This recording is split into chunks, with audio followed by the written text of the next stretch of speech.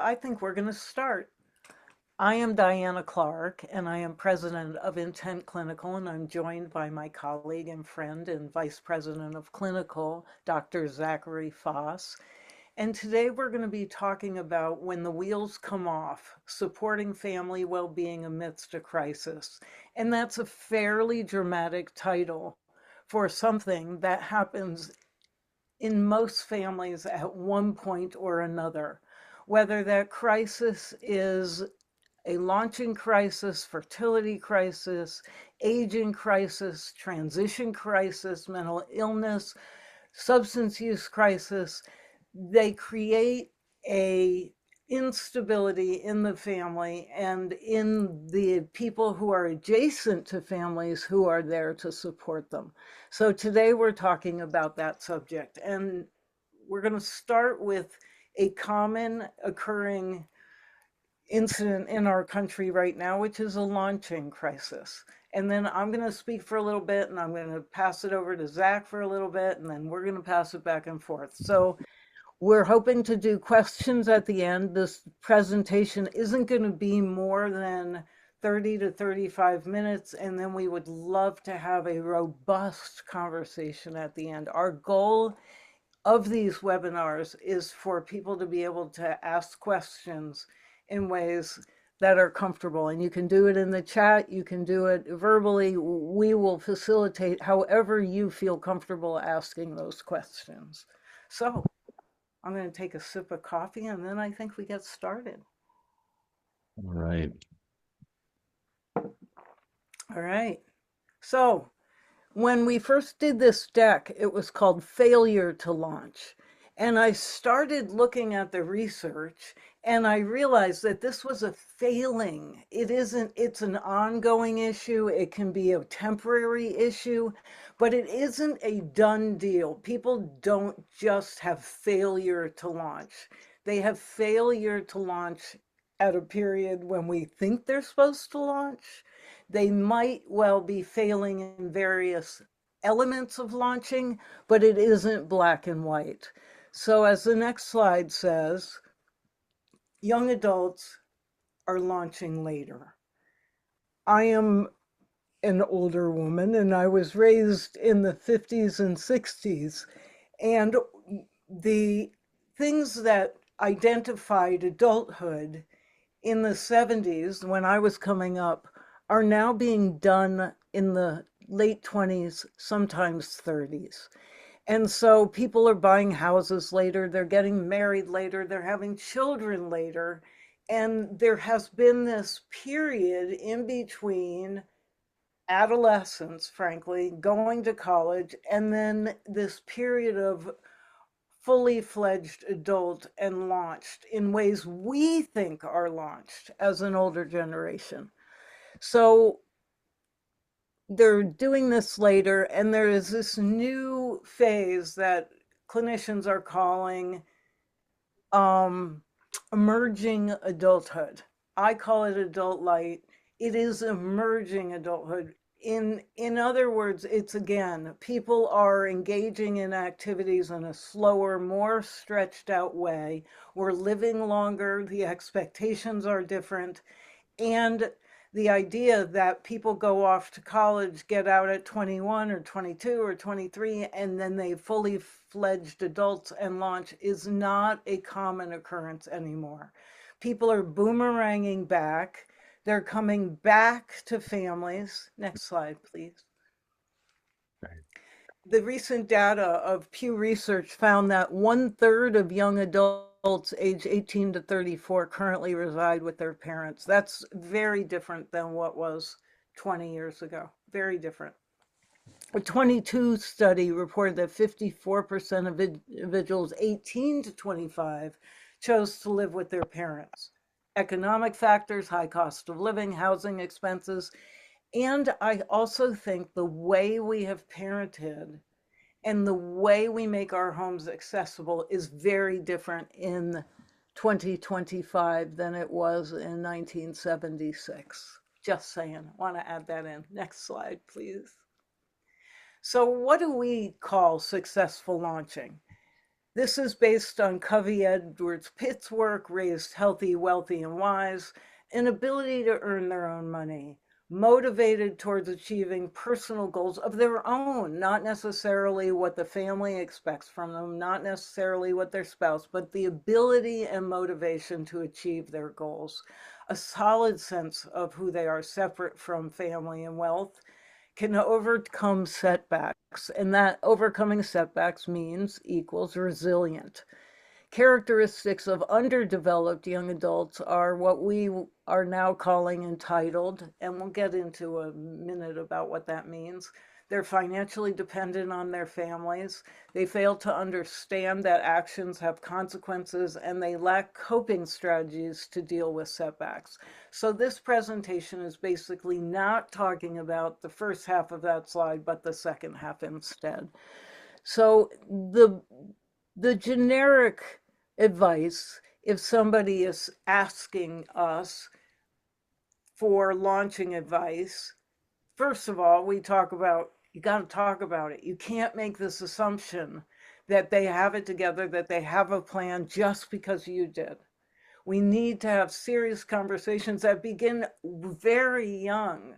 I remember when I was in high school, my high school boyfriend graduated before me, and the summer he graduated, his parents started charging him rent, and I laughed only because I was so appalled by this that I went home in a rage at my boyfriend's parents and said, "Can you believe this?" And my parents both looked at me and said, "Yeah, they probably have a really good idea. And I want you to know that if you come back after college, we will be charging you rent as well." So they made that very clear in high school that returning home came with a different set of circumstances than it does when you live there before launching. So you have serious conversations, develop new standards for acceptable conduct, set a time limit if somebody comes back in, charge rent, keep promises. And those promises are part of how we're going to be communally living, is that you promise to do certain things. If you don't do those things, then we need to talk about a different living arrangement. And those things can range from "I don't want you drinking in my home" all the way to "don't leave your dishes on the counter" or "let me know when you come in at night." So when we're also talking about these things, we have to walk a really tricky line of respecting that emerging adult's right to make decisions. And frankly, the harder part is bear the consequences of those decisions without us swooping in as parents. We need to offer help which is likely to promote long-term functioning, professional assistance, and create those what are the proverbial healthy boundaries. So I'm going to pass it over to Zach Faas, who is going to talk about it getting a little more complicated than the person who simply is a little bit lost and returning home. Now we're going to talk about red flags emerging. Thanks, Diana. And so much of what you said, I think, these we're going to talk about them as sort of unique or sort of clearly defined phenomenon. Obviously, we understand there's a lot of overlap in the failure to launch emerging adult, or the failing to launch emerging adult, may have components of substance use or mental health challenges that they're struggling with, or there may be other factors.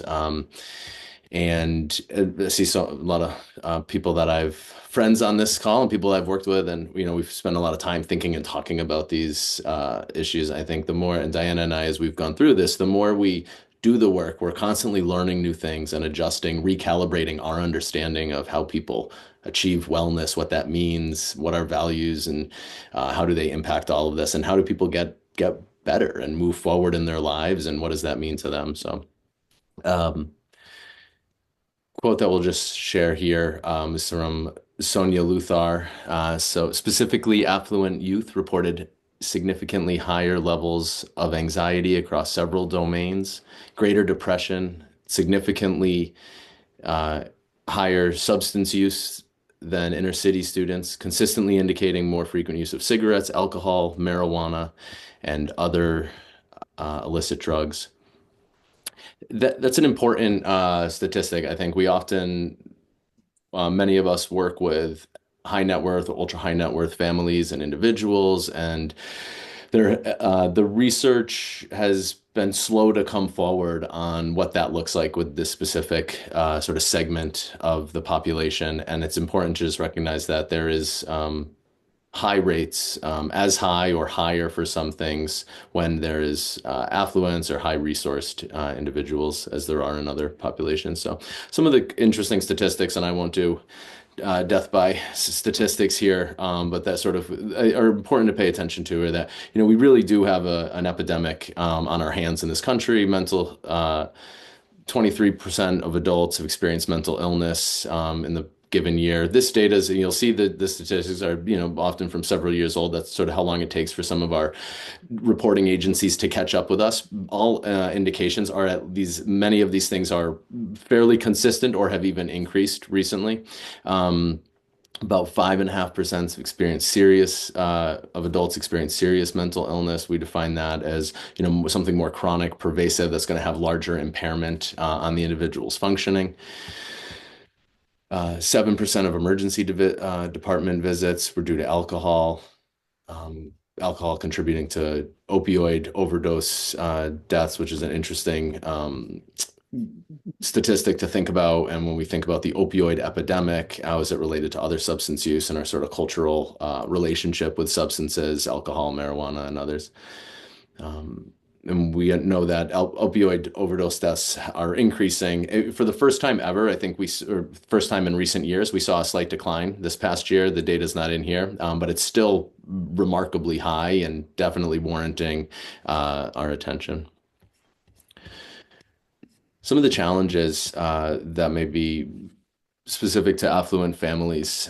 So families can be in denial or unaware, are unwilling to discuss an issue directly. But the impact on the family, the various members, is evident. A lot of reasons why families may be reluctant to discuss it. It might be simply really not recognizing it, not seeing it. It may be shame, maybe the perception of what it says about, parents taking on the responsibility for a challenge and sort of thinking it's sort of a reflection of their parenting directly, which it may or may not be related to anything they've done. The societal pressures of being normal, seeming normal. I know many of us are familiar with sort of the stigma of these issues. One or more multiple family members or professionals may intentionally or unintentionally allowing behavioral health issues to continue untreated. The resources available allow the family member who's struggling to avoid the natural consequences. This might be, bailing them out of legal trouble. It may be funding that, brownstone, despite the inability to engage in any sort of meaningful or productive, gainful employment, or having other financial means that may decrease the friction that they may experience from whether it be substance use, mental health challenges. We alluded to this earlier, the privacy related to it, feeling that there's a need to keep things secret. Some of these families may have high profile, high status in the public eye, and what might it mean to acknowledge a challenge within the family or for somebody to seek treatment. So some of the signs of a problem, we often hear people come to us and there's a sense that something is wrong. I'm always asking people to look sort of what are the functional data points that might indicate there's a problem? Is there evidence that we see that we could start to lean on? Assumptions, often there's something behind those assumptions, that sort of sense, especially when it's coming from a parent, that something's amiss, something's wrong. But some of the signs that advisors can look for when they're working with individuals or families is an individual's absence from social gatherings, meetings, the annual family planning event or discussions, committees they may have used to been that they had previously been part of, or when they're attending these things, they're disruptive, engaging in behaviors that are out of the norm for them, or maybe are the norm, but maybe an escalation of those behaviors. That family member who maybe had previously been mildly disruptive is now even more so disruptive. Isolating, disconnecting from family members. This could be all family members. It could be specific family members. It could be other people involved in their network. Sort of a change from previous functioning is what we're looking at here. Overspending or bizarre, sort of erratic, irrational spending. Sometimes with clients with resources, it's hard to uh, identify what is overspending when the spending was already at maybe a fairly high level. They have the resources, and again, there's sort of we talk about that friction if it can go without causing disruption. But purchases that don't make sense. Given what the life they're living or their goals, inability to commit to completing any activity, school, employment goals, seeking employment, obtaining it, frequently cycling through jobs, getting a job and keeping it for several months, moving on to the next one. Uh, Again, the same thing with sort of school programs, or even hobbies, relationships, really any sort of uh, um, long-term task, struggling to complete those. We may see legal issues that could be driving under the influence. It could be domestic violence related, could be drug related charges. We've seen, even sort of more classically sort of white collar crimes, related to, some of these impairments. Medical problems can be associated with a lot of challenges. If we're seeing an increase in medical problems, worth sort of looking at maybe are there under other causes, other things contributing to that. Job and school suspensions, overreaction to challenges, lack of coping skills. You certainly want to be aware of the past history of somebody's substance use, mental health. Have they been in treatment, even outpatient? Have they been in residential? Did they have a history in their teens of wilderness therapy or certain programming that was more intensive? And that can always be a good indicator of things to be paying attention to and looking out for. If when you see this as an advisor, couple of ways that you may have. Or a family member. It's just the approach.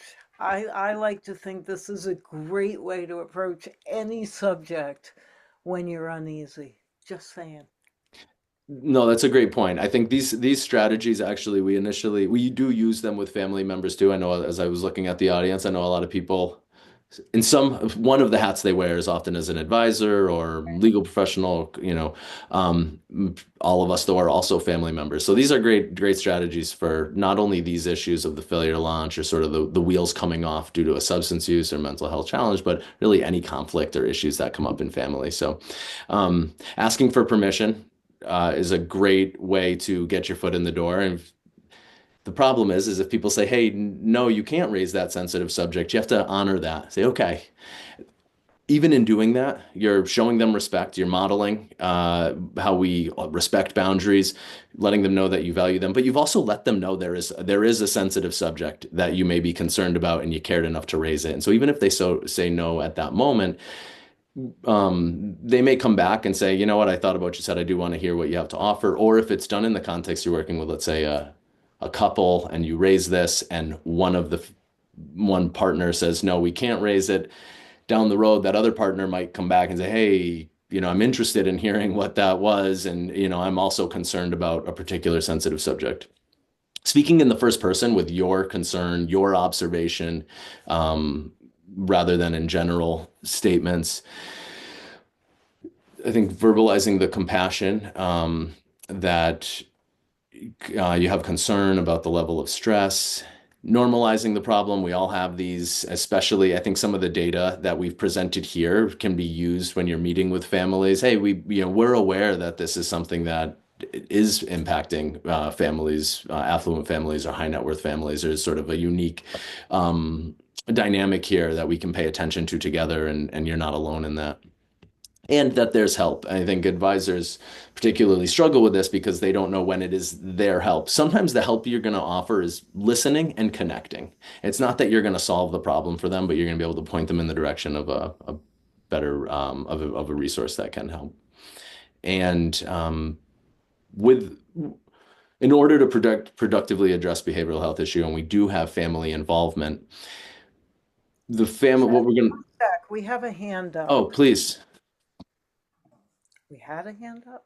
Sorry, that was me. Anna, So please go ahead. I was just going to say that I think sometimes what happens a lot of times is the client also, if they're working with you as a wealth advisor firm, they often don't know that they're able to talk with you about these things. So I think sometimes just opening the door, like Diana said, of just, a sort of broad question, like, do you mind if I ask a question that I think could be sensitive?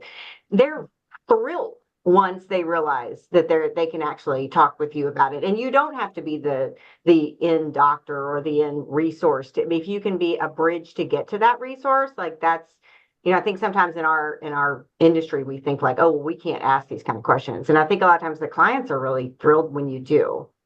Mm-hmm.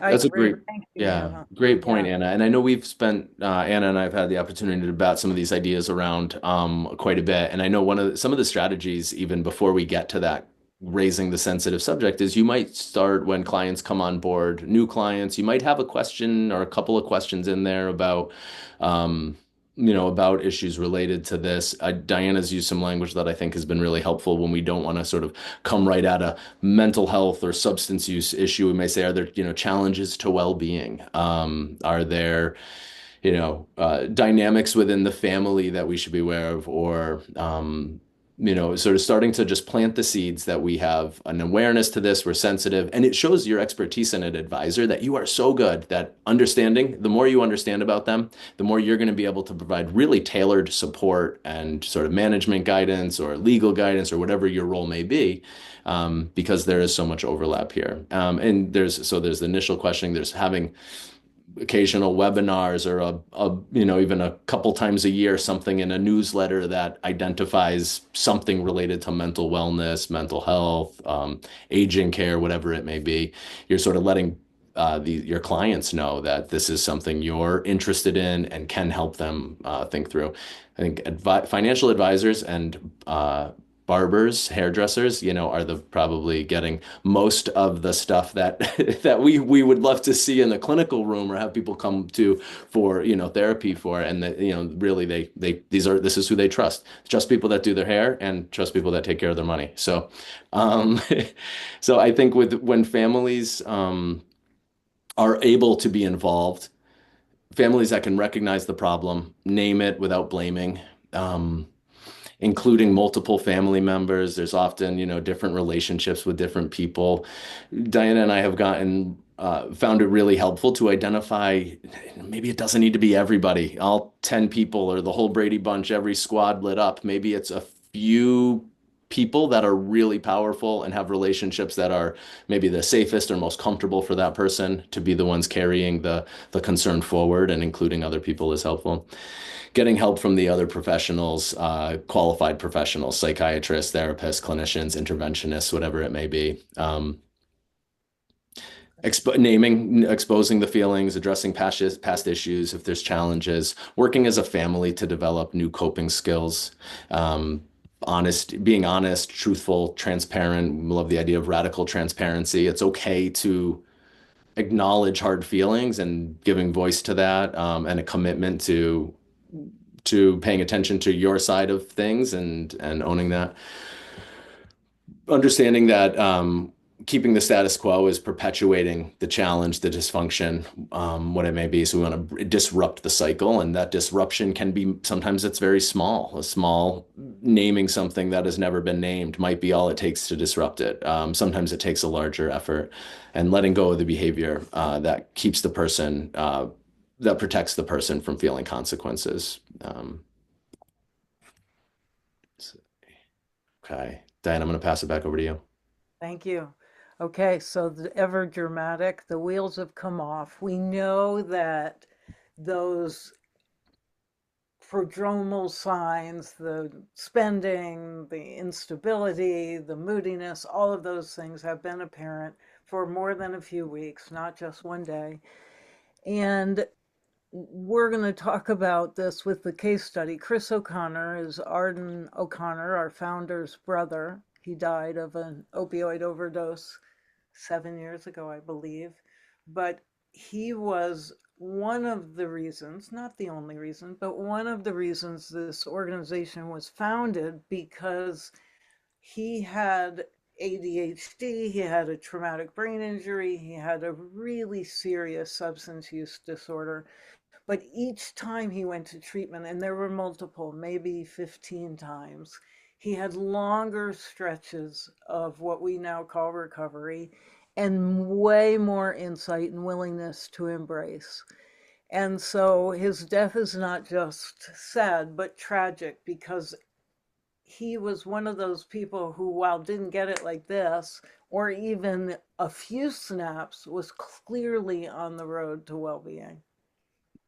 Thanks. So, but what the O'Connor family experienced, and what every family that I know of experiences, and even some family office professionals and advisors experience when they're trying to support one person who has a constellation of symptoms, it is traumatic. The focus of the whole family, the focus of a family business, the focus of the reason families get together becomes the focus, the central focus. And family members start trying to engage in non-productive patterns of behavior. They seek to control the uncontrollable. And the best way I know how to talk about this is they live with what I call Cuisinart head.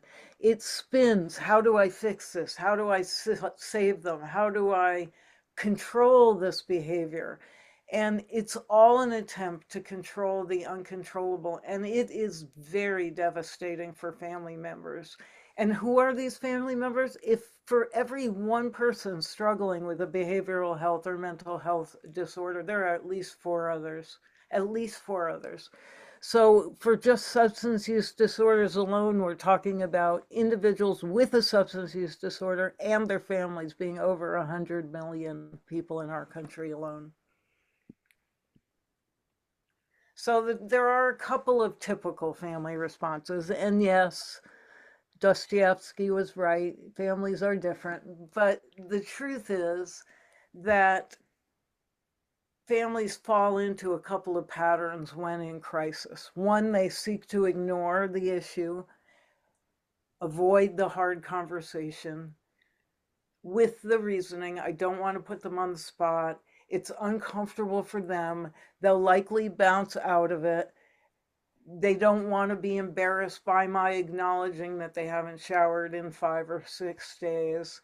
Their eating is really become erratic, but I don't want to highlight that. So what they do instead is they get quiet and ignore the issue, and issues get worse in silence. Families get worse in silence because patterns of avoidance become very entrenched.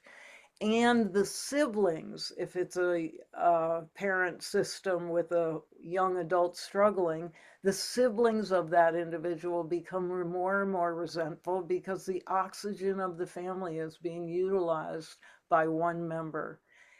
And more than that, family memories can be tarnished or become non-existent.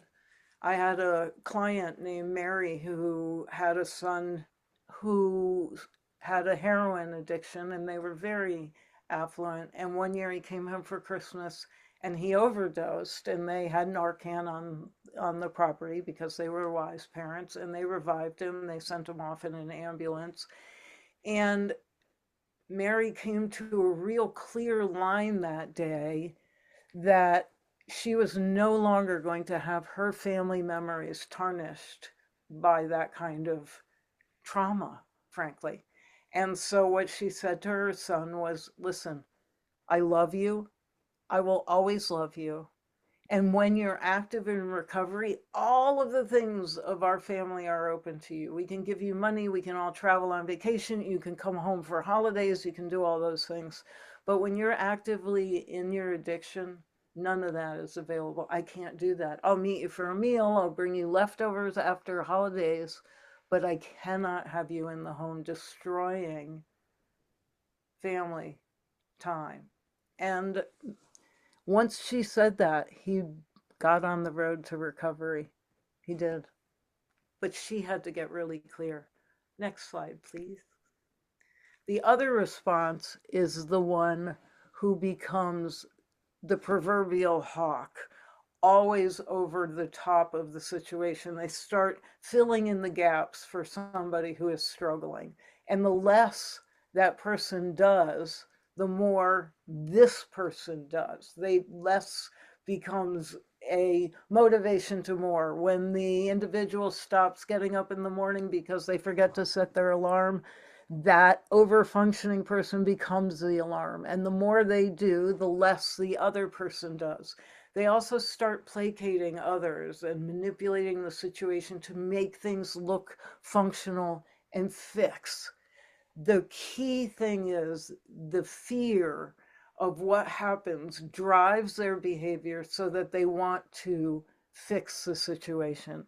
And in that, which is a totally understandable position to come from, but in the doing, they are saving an individual from what might be enlightening pain. I'm not a big believer in that concept of bottom, but I do believe that people don't change very readily without experiencing some discomfort. So that person who is trying to fix very often is saving the other dysfunctional person from enlightening discomfort. So the other thing families do is they adjust. We adjust. We are amazing at adjusting to the unadjustable. And the best way I know how to describe this is it was in the 1990s. Newsweek came out with an article, and I promise this story goes somewhere. Newsweek came out with an article that said if you are over 30 and you are a woman and you are single, your odds of finding a man were less than getting killed by a terrorist. And I was over 30 and I was single, and I was devastated by this article. And I sat down to watch Saturday Night Live a couple of days later, and they, of course, had to do a riff on this. And it was this dating game of this beautiful woman selecting from these three Saturday Night Live guys, picking their noses and belching on the screen and all of that. And the name of the game was you've got to lower your standards. And that's what happens in families. We start lowering what is acceptable in our homes. We allow swearing when we never did before. We change the definition of what adulthood should look like. We change the definition of what's acceptable in our relationships just to keep peace, but we adjust. Next slide, please. And all the while, every time we adjust, we engage in what I call protecting behavior. There is an industry word that talks about enabling. I don't use that word because it feels shaming and with a finger out, but I do believe in seeking to protect somebody's comfort, in seeking to protect them from experiencing pain, we are actually protecting the disorder from treatment. So I call it protecting. We protect the relationship instead of raising the very real. We protect their future. So we send them off to college when we're really very worried about them instead of getting them the help. And we protect in all kinds of other ways as well. So I did talk about this over-functioning, under-functioning, but basically it is as expectations reduce, as adjustment occurs, family members do more, the individual does less, the less they do becomes the new normal until everybody falls down. And Diana, while we're on this, I think we see this often. It's really important to remember when we lower expectations for people, they're going to internalize that. And if it's communicated to them that nothing is expected of them, they start to believe that they aren't capable of things. I think their sense of competence and their actual ability to do these things, let alone their belief that they can, really is diminished. And we sort of say if you raise the bar, you'll be surprised that people sort of can jump over it. If you lower it, we almost inevitably see people surprise us by limboing under it and sort of even going beneath what those lowered Yeah, expectations are. So that's great. So here are the 4 questions that I like to use for boundary setting, for understanding when it's time to leap in or not leap in. And this could be both as advisor, this could be as family member. But the first one is when somebody else is struggling, to really make sure you're clear whose problem it is. It's not ours. It is theirs. And then the next question is, if I solve this problem, who grows? Who grows? The next one is, what are they deprived of if I solve the problem? We deprive them of a learning, to Zach's point, the hurdle, the lesson, the self-efficacy, that sense of pride that comes with doing something difficult, frankly. And then how do they benefit if I stay out of the problem? They grow.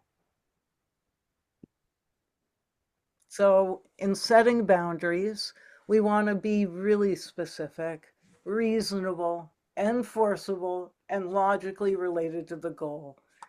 If you take my car and drink and drive, it will be the last time I can let you use the car until you get treatment. It's specific, it's reasonable, it's enforceable, it's your car, and it's logically related to the goal of not having them drink and drive.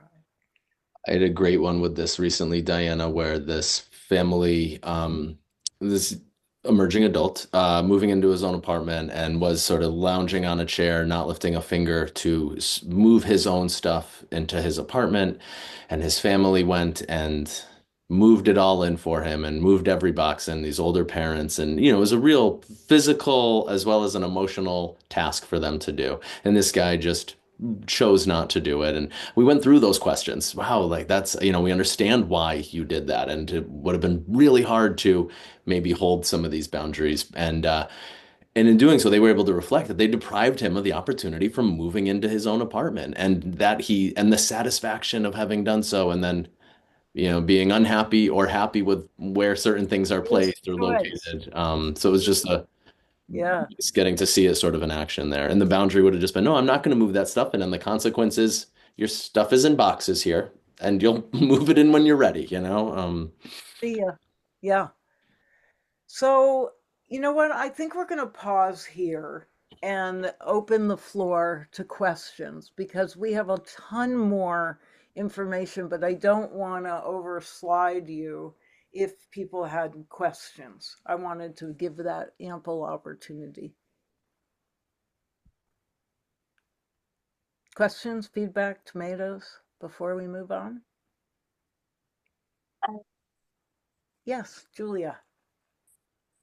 Getting back to when parents don't want to, are still in the denial stage.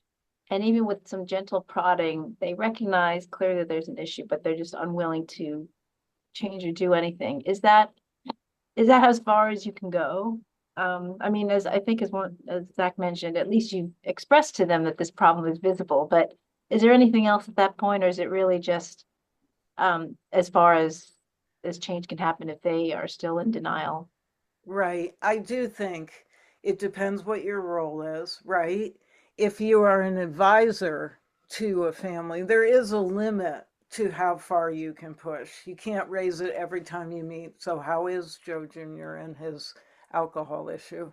You you do have a line, but you can say, you don't have to go direct at it. There is the opportunity to say, hey, wondering you guys, how your well-being is, or how you're coping with life these days. To open up that conversation, to make it part of your check-in, that difficult subjects are available. Yeah. I I also think sometimes it can be helpful, Julie. I mean, it's a great question, and some there is going to be a limit, and again, specific to your role and how far you're willing to go. But sometimes you can ask families if they're raising something, or there's a little, or you've noticed something, and say, "Ah, yeah, no, it's yeah, but it's not that bad, or it's not, where they usually say like, oh, like, all right, maybe I wonder if is there a point it would get to where you would feel it would be worth doing something about, or is there something that might happen that would help you, especially when you're in the advisor role. You're really asking from a curious standpoint so that you understand when or how things might go different. And as a therapist, it's used in the sort of this motivational interviewing techniques and, this sort of like idea wondering what might change the situation for them. And I see you have a hand up as well. Yes, thank you. This has been great so far, and I'm sure there's like a whole bunch more stuff that will come out. I don't want to take up too much time, but I've been working with parents for a while as well. And Diana, it's great to see you. I was grateful to have that time to attend and meet your colleague, Zachary. Nice to meet you as well. Um, but it sometimes just when a parent, guardian, and loved one is looking to make the change, first you just gotta, help decipher who they're talking to, right? Who are you talking to? So that's always been a really big thing for us. And then let them know that sometimes, and really importantly, they get well before their loved one, Totally. right? And it's really cool because, once they gain that sense of power, and they pull away and pull out of the diseased way of participating, right? It's just awesome. I mean, I appreciate all that you've done and how your programs have evolved, and tips and trades and copies of things that I've asked permission to do um over time. But I think it's been the biggest honor and privilege to work with people that have the courage to show up, you know what I mean, and take this step and really become accountable.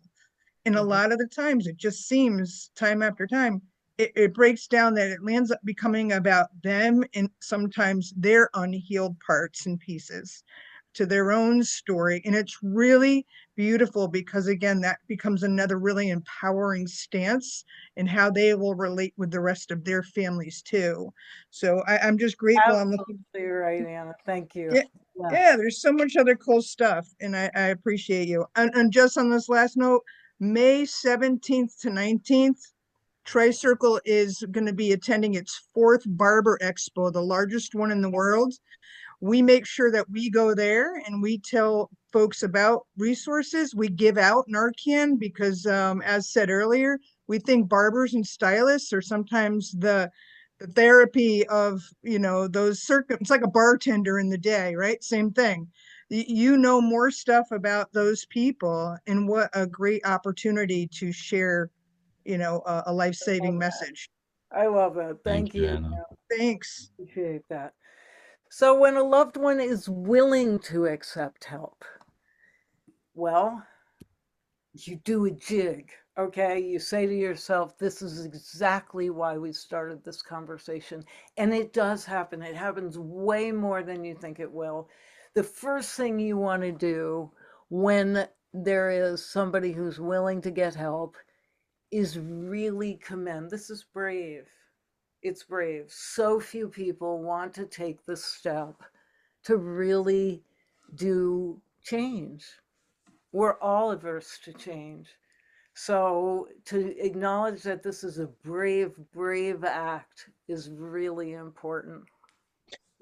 As we have here too, there's a range of levels of care, treatment, types of, I work a lot of times when I was wondering, like, what's the right one? Well, there's often many options that could be right. And I tell the biggest factor is going to be what's the one that they're going to walk into willingly and show up and willing to. Nothing magic happens from sitting in a chair across from a therapist or from walking into that program if you're closed off from it. Buy-in, sense of agency, your autonomy in choosing the right program. So we get frustrated. Someone's like, well, they think they need to go to this program for this issue, but we think it's this other program for this other issue. We're like, let them go to the program. If they've identified that they're going to get something, there's a lot of similarities. Down the road, it might be, switching things up. But Diana,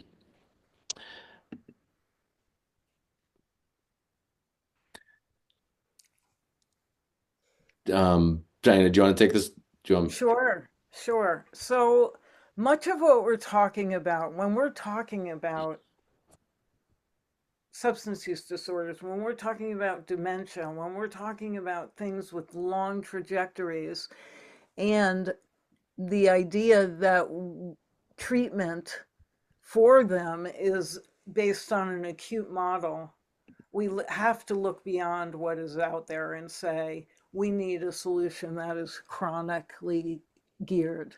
We need a solution that goes through the long term of somebody's aging related concern, that goes through the long term of somebody's addiction recovery, because that can be a very long term issue.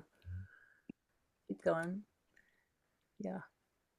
So Um, we you can, know, yeah, go ahead. Oh, so I was gonna, there's legal considerations. This is when somebody's willing to be engaged in treatment and willing to have their family participate, things that you may want to consider, whether you're a family member or an advisor. The HIPAA releases, are they willing to authorize their family or others to be involved in receiving information? I think for a lot of people, for many situations, I love the stance of let's not talk about you without you. And so we're in asking to be invited into the conversation. Can we participate in conversations with you and your team about treatment? Especially in the emerging adults, we've had plenty of people be say, I don't want to be part of those conversations. Yes, you can talk to whoever you want. I'd rather not be there. Let me know how it goes, which is also fine, and we'll honor that. But in some situations, it's going to be helpful to have conversations without the individual there. I think that you want to do that sort of carefully, thoughtfully, sensitive. Obviously, it still has to be with their permission. But there's going to be sort of some nuances on that. Power of attorney can be a useful tool that can be used in certain situations, establishing healthcare proxies, depending on what the nature of the challenge is that somebody has. These sort of steps can make things when there's a level period of stability and calm, putting these things in place can make responding to a future crisis a little bit easier.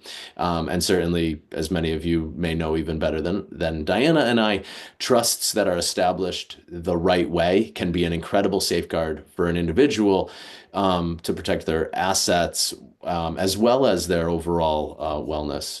Julia, I see you put your hand up. Oh, you're on mute. Sorry, I still continue to do that. For trusts which have certain language for distributions are allowed for health, education, and so forth, is that broad enough to encompass paying for the services of intent clinical? Just if it were on the broad category of health, have you found any We pushback? We have not encountered any pushback. In fact, because we are providing health, not health care in that way, but adjacent to health care, we have not had any trustee or any organization question whether that was a general provision trust authority. And we do have different sort of financial arrangements with trusts so that we can be sensitive to the nature of the way those relationships. So it's refundable retainer models, and that funds that aren't used can get returned to the trust. But we've had this arrangement even with uh, and beneficiaries may not be open to or want to engage with us, but the trustees engage with us as advisors or sort of consultants behind the scenes or overseeing maybe compliance with treatment or drug testing, sobriety monitoring, whatever it may be. So there's a number of ways that can work. And as Diana said, we haven't had any challenges around that.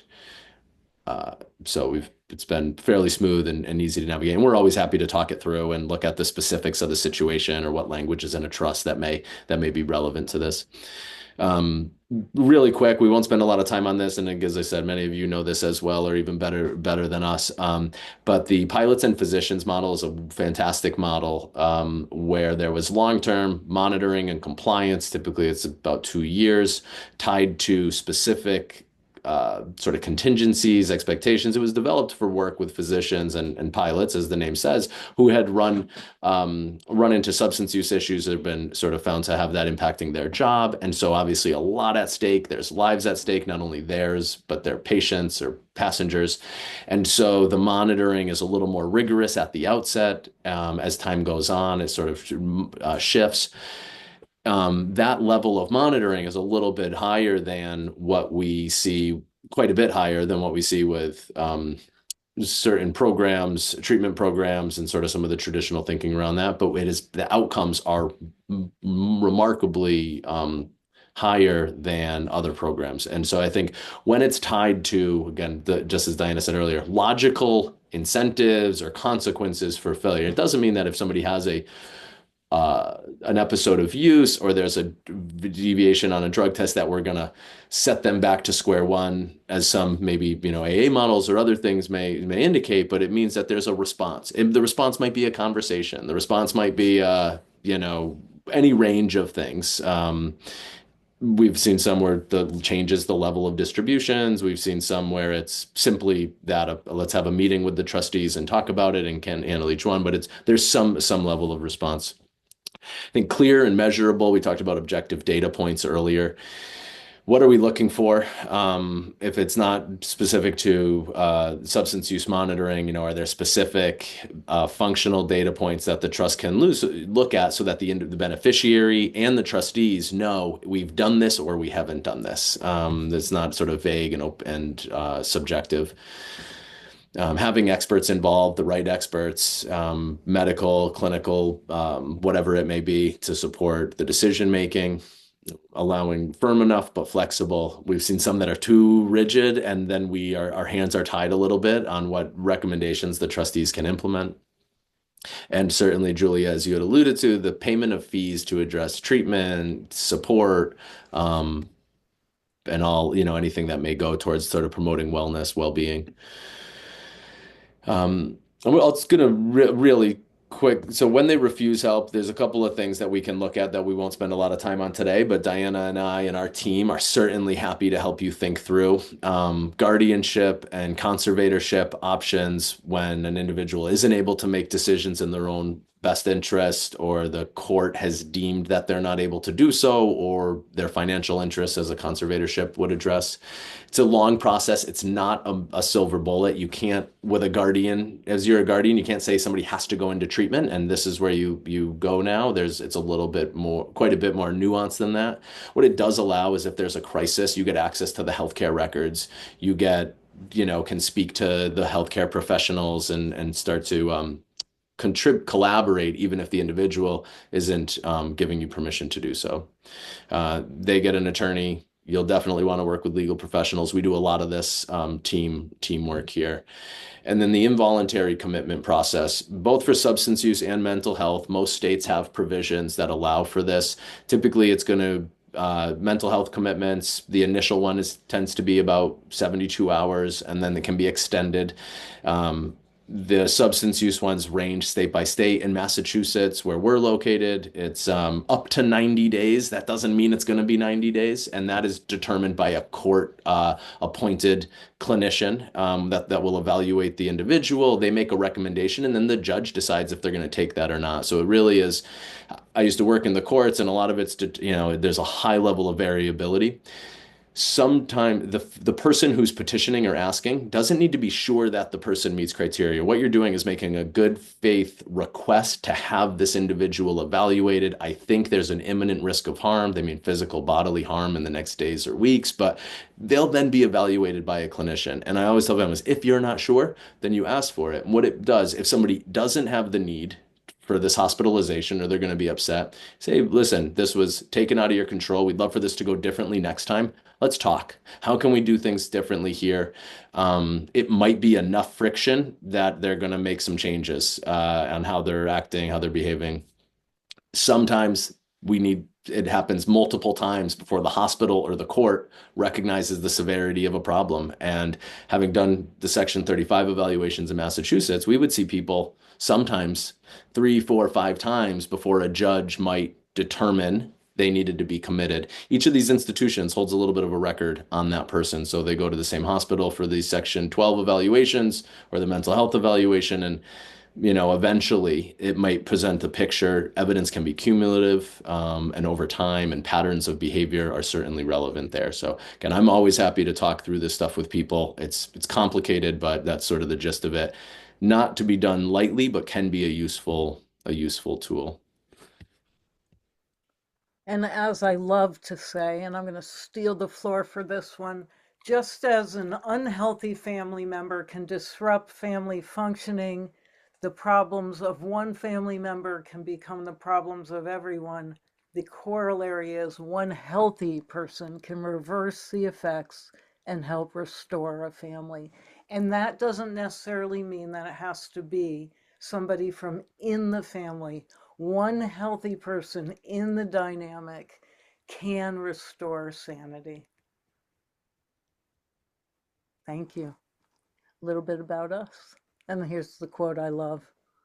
Because for every person who wants to make change, there always feels this recklessness of, I'm leaping before I see change. We open up, may I raise a difficult subject? That's a leap. And I love the idea that first we leap, then we grow wings. I will leave And this page up while we are there questions, thoughts? Anna, I think I saw your hand go up. Yeah, I'm curious regarding your knowledge to how one could be supported if it's a grandparent raising a grandchild. And there's, everyone's grandparent laws or, and then the guardianship, and there's a real challenge there and a little bit of support. So that requires multiple family therapy individuals participating. You have the biological parents if they're alive, you have the grandparents, you have the kids if they are old enough, you have the system if that's what's going on. And it requires a lot of people to maintain a healthy forward motion. It does. Yeah. from two different demographics, though, they can be um active in their addiction, or they can be incarcerated or in treatment, or they have passed away. So That's there's right. a lot of different, Sure. so there's no one way to direct someone if they are the person that will be stepping up. No, you're right. There is no, I mean, in any of this, there's no real one way. This is all about how do we have difficult conversations Mm-hmm. that produce some kind of forward movement. Okay. That's the essence of what we're talking about. Many people do come to us for quick answers and short answers, and I think Diana and I constantly leave people hopefully satisfied on some level, but initially a little disappointed because we say, there aren't easy answers. Why don't you tell us about what's going on? And we have ideas and some guidelines. We're going to come up with recommendations that are specific to their situation. I think what we always try to instill, though, is a sense of hope, that we have seen things get better. We have seen, and as we've made some recommendations or had people do things against recommendations and they surprise us and they get well despite sort of not going with recommendations. I mean, there's all sorts of ways we've seen people recover, people move forward, families heal. And I think that's obviously why we keep showing up to the work. But you're absolutely right. There's so many ways. There's many paths up the mountain, as they say. So But as grandparents, is there some place you would give direction that has a collective body of resources? Or Anna, why don't you Mhm. reach out to me independently and we will talk about that? Oh, that'd Absolutely. be great. I have Thank some you. ideas. Feel free. Thank you all for joining us on our maiden webinar series. I hope you found it valuable. I hope you didn't fall asleep, and appreciate each and every one of you showing up. Thank you.